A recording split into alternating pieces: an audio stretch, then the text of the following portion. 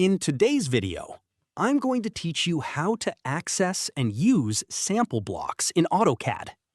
If you want to speed up your workflow using ready-made design elements like furniture, electrical symbols, or fixtures, this tutorial will show you exactly where to find them and how to use them in your own drawings.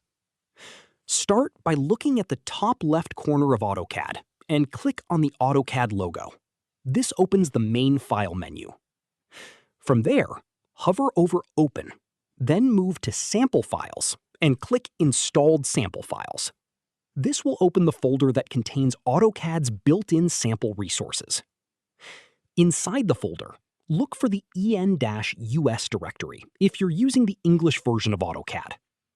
Open that folder, then locate the folder called Design Center. Inside Design Center, you'll see multiple DWG files. These are sample drawing files that contain different categories of blocks. Some files include kitchen layouts, furniture, electrical symbols, piping components, architectural elements, and many other ready-made objects.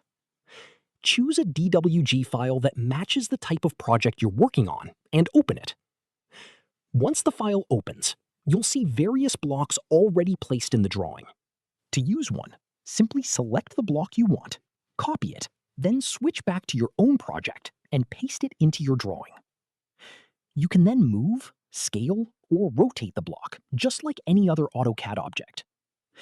This is a huge time saver, because instead of drawing everything from scratch, you can reuse professionally designed elements that are already available inside Autocad.